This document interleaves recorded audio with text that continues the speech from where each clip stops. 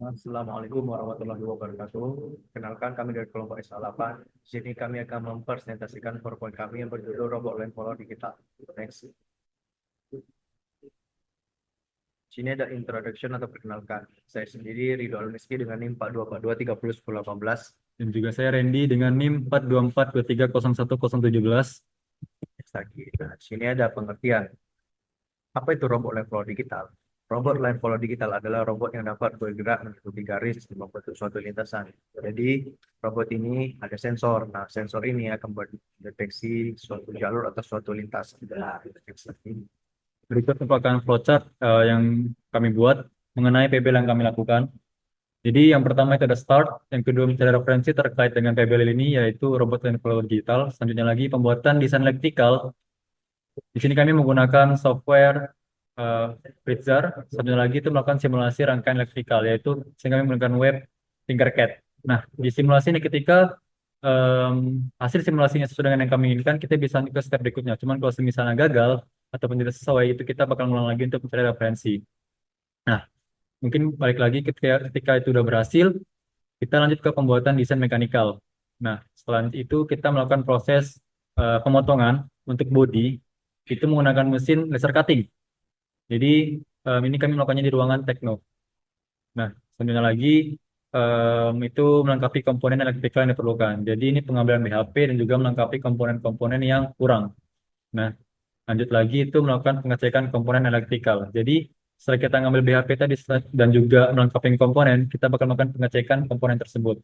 Apakah komponen tersebut sudah kerusakan atau tidak. Nah, selanjutnya lagi kita proses wiring desain elektrikal juga merakit desain mekanikalnya. Jadi di sini tuh kita wiring, kita rakit elektrikal dan juga kita upload programnya yang udah kita buat di simulasi sebelumnya. Nah, setelah itu kita lanjut ke proses uji coba.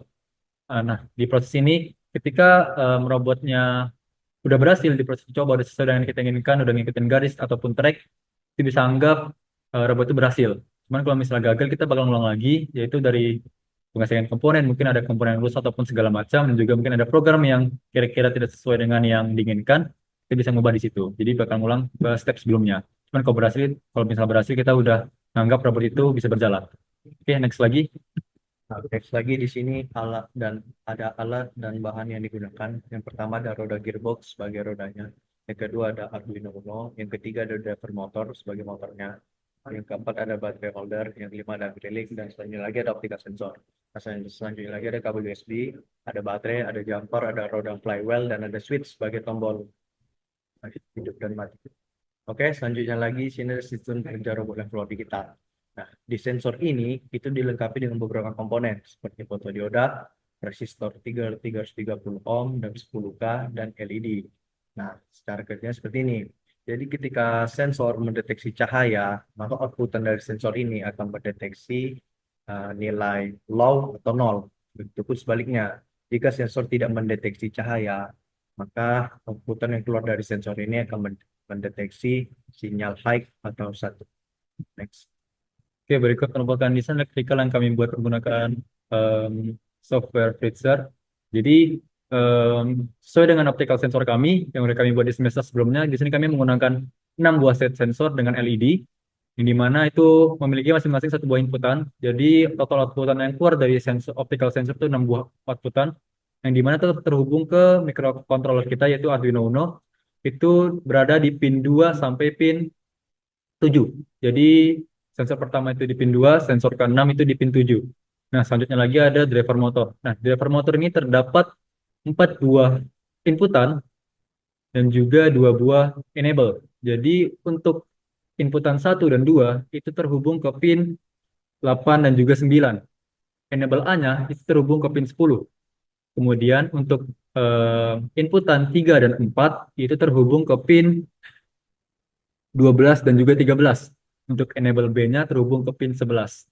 Nah, selanjutnya lagi, outputan dari driver motor itu ada 1, 2, 3, dan 4. Satu dan 2 terhubung ke sebuah motor DC, dan juga 3, 4 terhubung juga ke sebuah motor DC.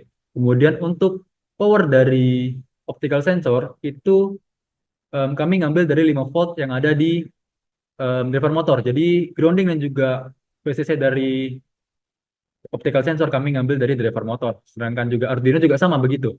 Untuk Powernya kami ngambil dari 5 volt dan juga grounding dari driver motor. Kemudian untuk power utama dari si robot dan follower kami itu kami menggunakan 3 buah baterai yang dimana total itu 12 volt. Jadi itu terhubung ke driver motor di pin inputannya di pin VCC itu 12 volt. Oke. Nah, mungkin next lagi. Berikut bukan pemrograman yang kami lakukan. Jadi di sini ada deklarasi input dan juga maaf ada deklarasi pin dulu, pin mana terhubung kemana dan juga deklarasi variabel yang diperlukan. Nah juga selanjutnya itu ada deklarasi mana komponen input dan juga mana komponen output. Nah selanjutnya lagi itu ada eh, pemberian kondisi di setiap jalur yang ada di track nanti. Jadi mungkin yang pertama itu ada jalur maju ketika robot maju itu nilai PM-nya sama dan juga arah putar roda juga sama. Nah, selanjutnya lagi di sini ada program untuk jalur putus-putus. Jadi jalur putus-putus ini bakal em, kondisi ini bakal dia terjadi ketika robot tuh terkena garis putih terlebih dahulu. Jadi semisal robot nggak terkena garis putih terlebih dahulu, robot nggak bakal jalan. Jadi ketika dia hitam semua, cuman kita nggak pengen dia jalan, ataupun dia nggak sesuai dengan jalurnya, maka dia tetap diam. Cuman ketika dia jalan di jalur, cuman ketika dia ketemu garis putus-putus, dia bakal tetap jalan, dia nggak bakal mati karena dia ada kondisi yang diinginkannya. Jadi ada perintah ini bakal hidup ketika syaratnya terpenuhi. Jadi syarat terpenuhi itu maksudnya gimana? Itu ada di variabel move-nya. Di sini pakai boolean ya, move-nya itu. Jadi ketika kondisi move-nya bernilai true, jadi robotnya bakal jalan di garis hitam. Cuman kalau misal kondisinya false, dia bakal mati gitu. Nah, mungkin selanjutnya lagi itu ada proses ketika berbelok, itu belok kanan sedikit.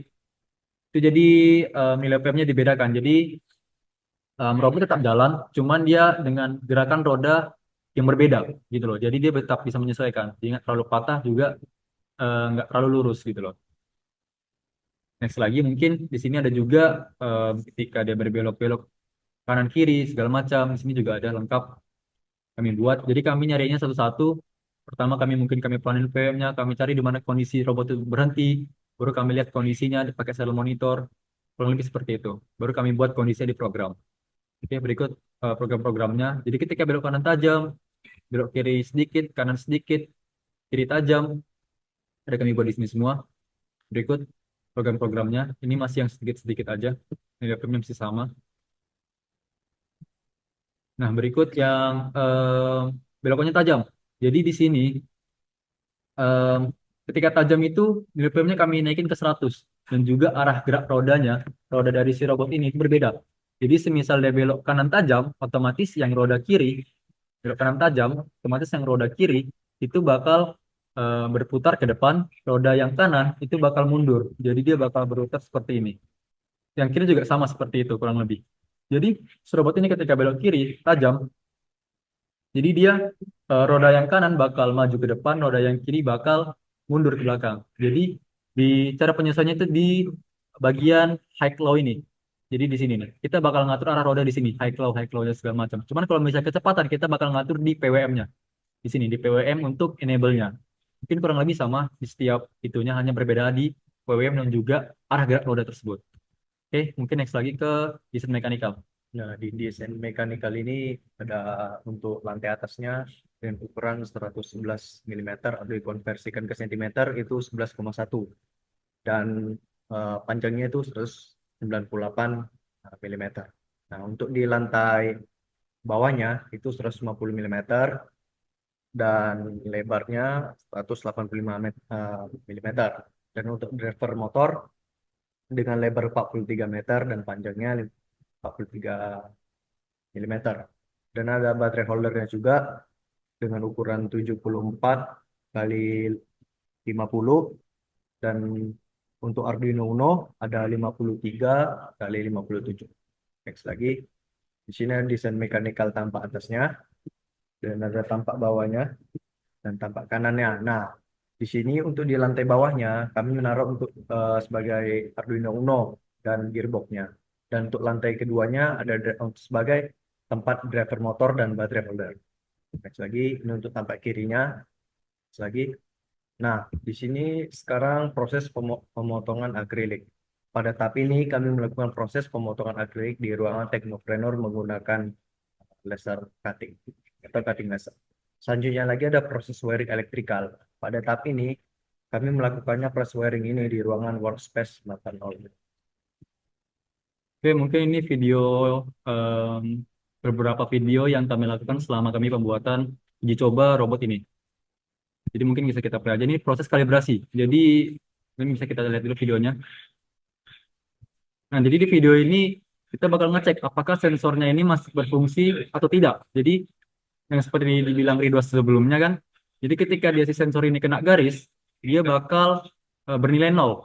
Cuman kalau misalnya nggak kena garis atau nggak deteksi garis hitam, dia em, bakal bernilai satu.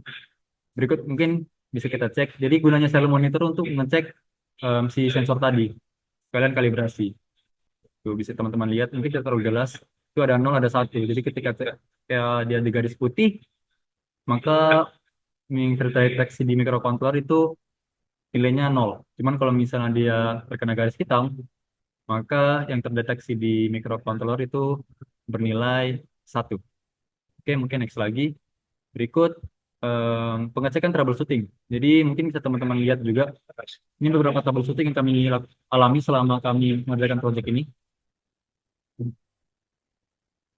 Jadi, jadi robot ke kiri, tidak sesuai dengan jalurnya, keluar lintasan, dan segala macam.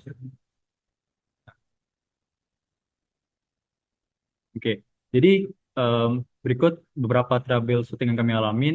Nah, untuk mengatasinya, kemarin kami melakukan perubahan PWM. Jadi supaya robotnya nggak kebanting, kami stabilin PWM-nya. Yang sebelumnya terlalu tinggi, mungkin kami turunin sedikit. Dan juga untuk belokan-belok tajam yang sebelumnya mungkin hanya rodanya lurus ke depan, dua-duanya. Nah, yang diperbaikannya kami lakukan, jadi satu maju, satu lagi mundur. Jadi supaya beloknya itu lebih stabil.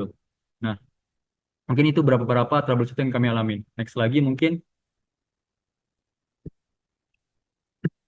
maaf. Nah, ini video simulasi yang kami lakukan. Ini hasil jadinya dari robot dan follower kami.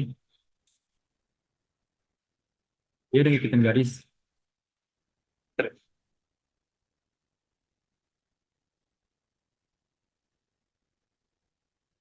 Nah, udah berhasil kan? Jadi itu beberapa em, hasil simulasi kami dan juga troubleshooting mengenai video yang ada di presentasi kami kali ini. Oke, mungkin next lagi. Nih hasil jadinya, hasil jadinya mungkin ini hasil jadinya kalau misalnya bisa lihat teman-teman semua. Ini di gambarnya ada tiga buah baterai, ada driver motor di sini yang dengan Rido tadi sebelumnya, ada microcontroller di sini, ada si optical sensor, ada juga gearbox kiri dan kanan. Nah, di sini ada kabel USB untuk menghubungkan ke laptop untuk penguploadan program. Ini mungkin next lagi. Terima kasih. Mungkin setelah mungkin terima kasih atas perhatiannya. Maaf bila ada salah kata. Terima kasih. Assalamualaikum warahmatullahi wabarakatuh. Waalaikumsalam warahmatullahi wabarakatuh. Terima kasih banyak semuanya.